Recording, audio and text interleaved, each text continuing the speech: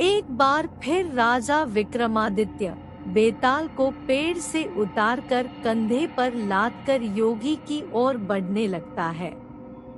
इस दौरान बेताल फिर से राजा को एक नई कहानी सुनाता है और शर्त वही होती है, अगर राजा ने मुंह खोला तो वो उड़ जाएगा और जवाब पता होते हुए भी नहीं दिया तो राजा की गर्दन को धड़ से अलग कर देगा। बेताल राजा को सुनाता है। बहुत साल पहले अयोध्या नगरी में वीरकेतु नाम का एक राजा राज करता था। उसी राज्य में एक साहूकार भी रहता था। धनी साहूकार का नाम था रत्नदत्त। उसकी एक ही सुंदर सी बेटी थी रत्नावती। रत्नावती के लिए कई रिश्ते आए, लेकिन उसने किसी से भी शादी करने के लिए हाँ नहीं की। इस वजह से उसके पिता काफी परेशान थे। रत्नावती को सिर्फ सुंदर और धनवान नहीं बल्कि बुद्धिमान और बलवान वर चाहिए था। एक और रत्नावती के पिता अपनी बेटी से परेशान थे। दूसरी ओर नगर में चोरी शुरू होने लगी थी, जिस वजह से रत्नदत्त को हर समय यह डर सताता था कि कहीं उसके घर से चोर सारा धन न लेकर चला जाए। इसी बीच रत्नावती की मुलाकात उस चोर से हो जाती है। रत्नावती को लोगों के घरों से फल तोड़कर खाने में बड़ा आनंद आता था। वह चोर रत्नावती को आम चुराना सिखाता है। वह लड़की उससे बहुत प्रभावित होती है और रोज उससे मिलने लगती है। वक्त के साथ साथ उसे चोर से प्यार हो जाता है। इधर चोर रोज रत्नावती से मिलने के बाद चोरी करने के लिए निकल जाता था। उधर अयोध्या में बढ़ती चोरी से परेशान राजा ने सारे मंत्रियों और पहरेदारों को डांट लगाते हुए कहा, नगर में रोज चोरियां हो रही है, लेकिन न तो कोई पहरेदार उसे पकड़ पा रहा है और न ही कोई मंत्री उसे पकड़ने की योजना बना पा रहा है। इसके बाद राजा ने खुद चोर को पकड़ने का फैसला लिया। चोर को पकड़ने के लिए राजा रोज रात को नगर में घूमने लगे। एक दिन राजा ने रात में किसी को घर में कूदते हुए देखा। राजा को शक हुआ तो वह भी उसके पीछे चल पड़े। जैसे ही राजा वहां पहुंचे तो चोर उन्हें देखकर कहने लगा, अरे, मुझे तो लगता था कि यहाँ मैं ही एक चोर हूँ। तुम भी चोरी के इरादे से यहाँ आए हो। राजा कुछ भी नहीं कहते। इसके बाद चोर कहता है, तुम भी चोरी के इरादे से आए हो और मैं भी, तो तुम्हें मुझसे डरने की जरूरत नहीं है। तुम एक तरह से मेरे मित्र हो। इसके बाद चोर राजा वीरकेतु को अपने घर चलने का निमंत्रण देता है। चोर का आग्रह सुनकर राजा उसके साथ चले जाते हैं। चोर उन्हें अपनी गुफा में ले जाता है, जहां उसने सारा चोरी का धन छिपा रखा था। राजा वीरकेतु इतना सारा धन और गुफा में मौजूद सुख सुविधाओं को देखकर हैरान रह गए।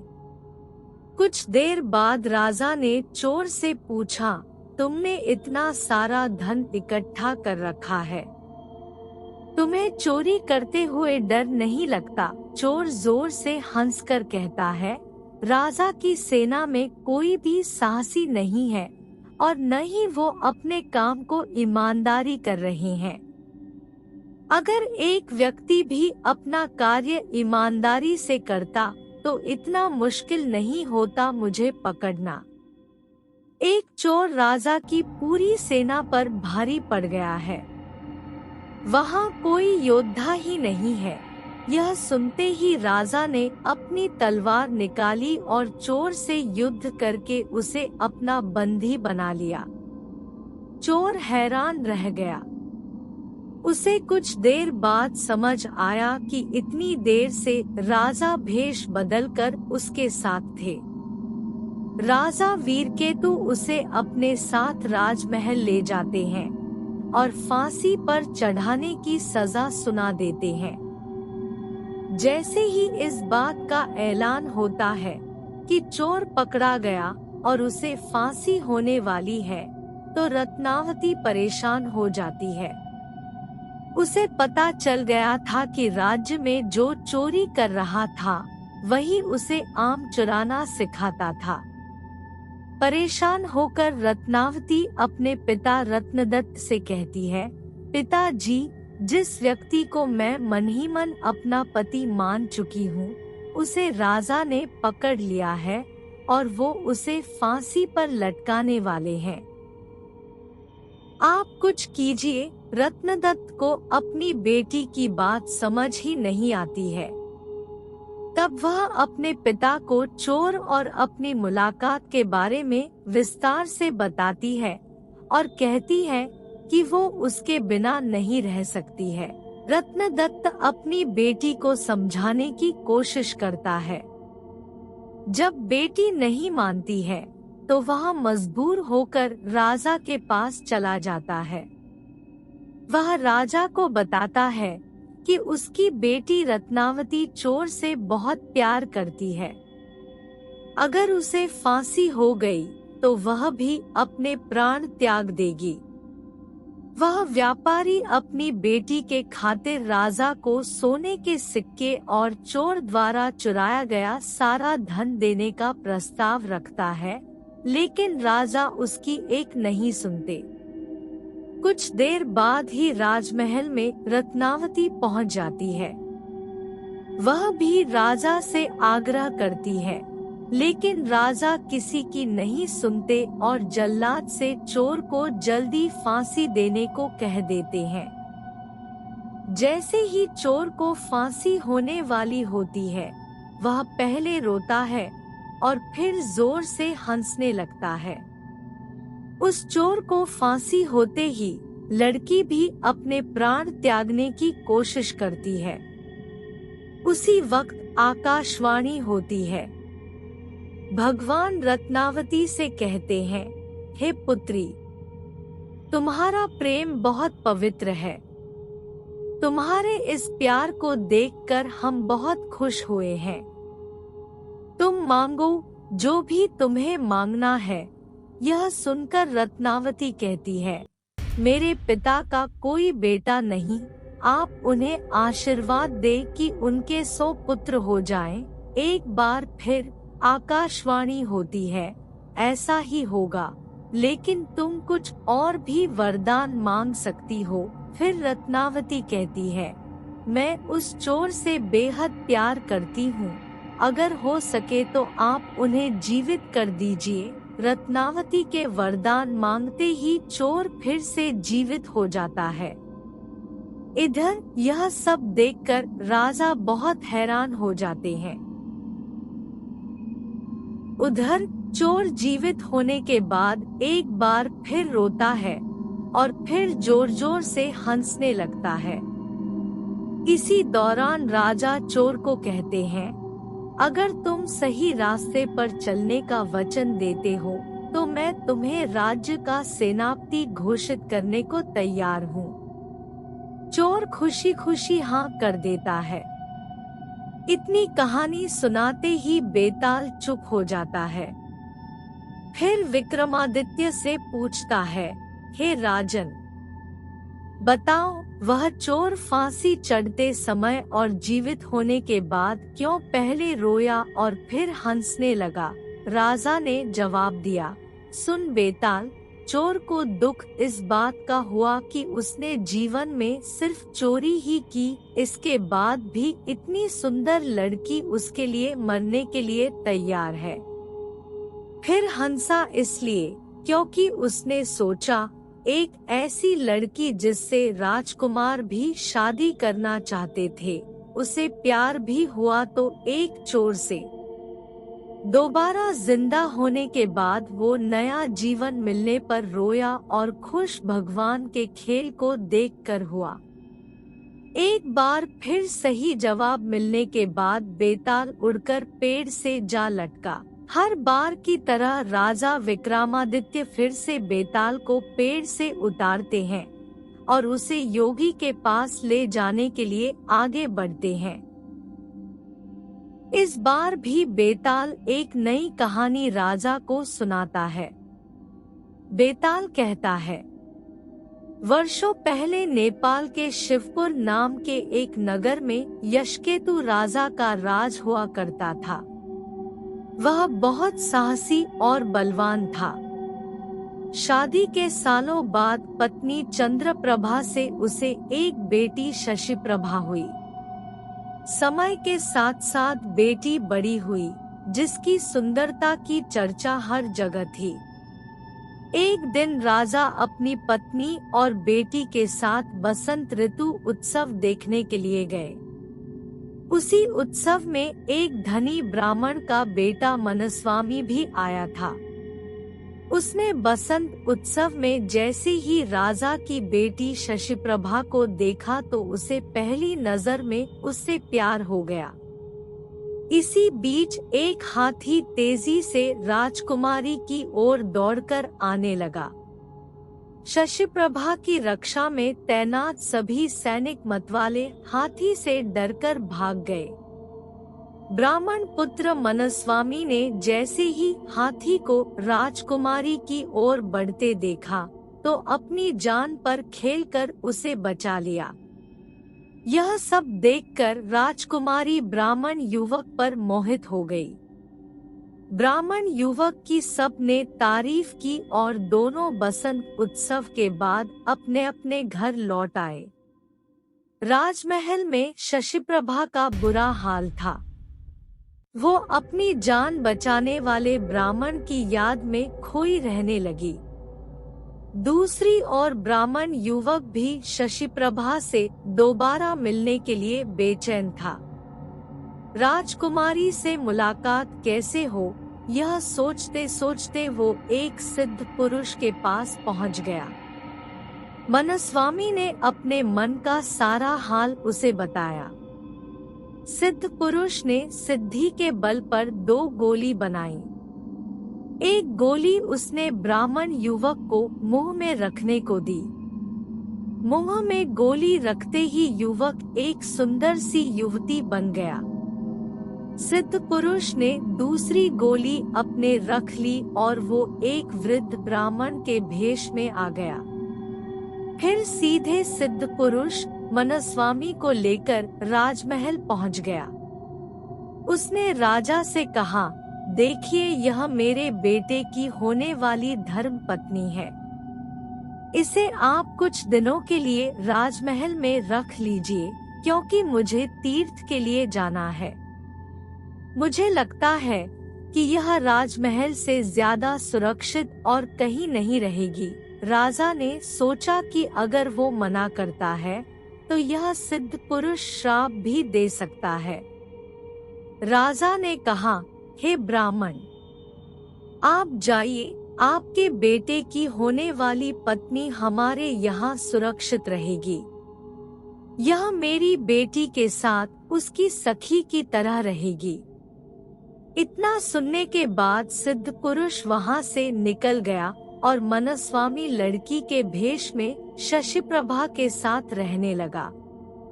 उसकी सखी की तरह रहकर वो राजकुमारी से खूब बातें करता। एक दिन मौका पाकर मनस्वामी ने उससे पूछा, आप हर समय इतनी दुखी क्यों रहती है?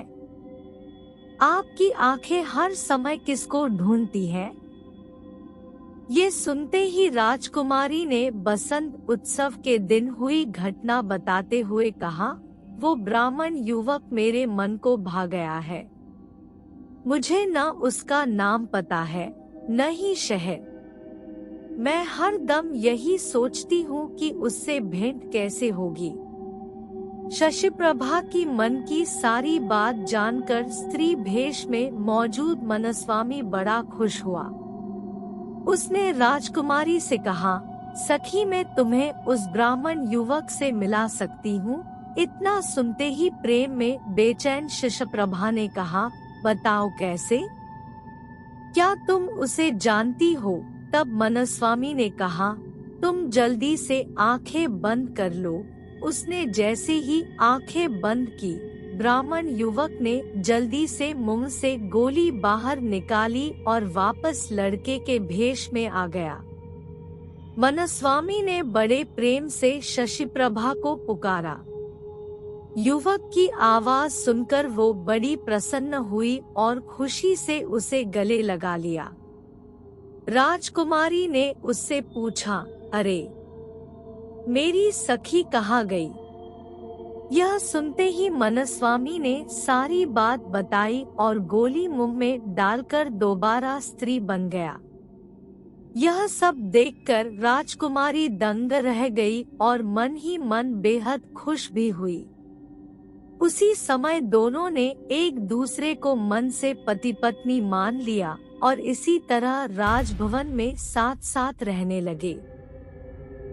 एक दिन राजा के मंत्री के बेटे की नजर मनस्वामी पर पड़ी। ब्राह्मण युवक के स्त्री रूप को देखकर वो उसका दीवाना हो गया। कुछ दिनों बाद उसने उससे मन की बात बताई, लेकिन मनस्वामी ने मना कर दिया। उसने कहा, वो किसी और की है। इतना सुनते ही मंत्री का बेटा परेशान हो गया। उसने अपने पिता को सारी बात बताई। बेटे को दुखी देखकर मंत्री से सारी बात राजा से कही। मंत्री की बातें सुनकर राजा ने मंत्री के बेटे और स्त्री रूप धारण किए मनस्वामी के विवाह का फैसला ले लिया। राजा के यह फरमान सुनने के बाद मनस्वामी ने कहा, महाराज, आपको पता है मेरा विवाह किसी और से होने वाला है। ऐसा करना अधर्म होगा।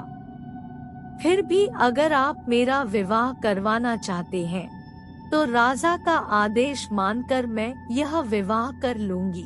राजा बहुत खुश हुआ और दोनों का विवाह करवा दिया। विवाह होते ही मनस्वामी ने मंत्री पुत्र से कहा, तुम्हारी जिद की वजह से मेरा विवाह तुम्हारे साथ हुआ है, वरना मैं किसी और से विवाह करने के लिए इस राज्य में आई थी।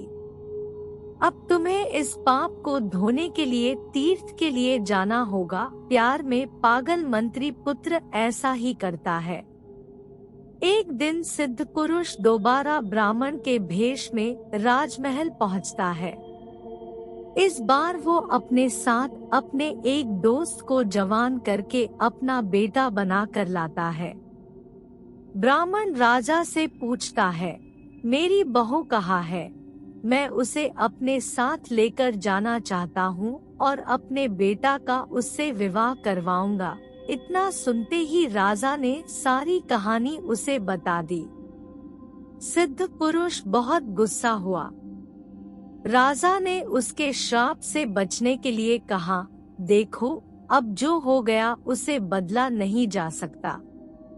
हाँ, मैं अपनी बेटी से तुम्हारे बेटे का विवाह जरूर करवा सकता हूँ। इतना सुनते ही सिद्ध पुरुष राजा की बात पर सहमत हो गया और राजा ने सिद्ध पुरुष के दोस्त, जो उसके बेटे के रूप में महल पहुंचा था, उससे अपनी बेटी शशिप्रभा का विवाह अग्नि को साक्षी मानकर करवा दिया।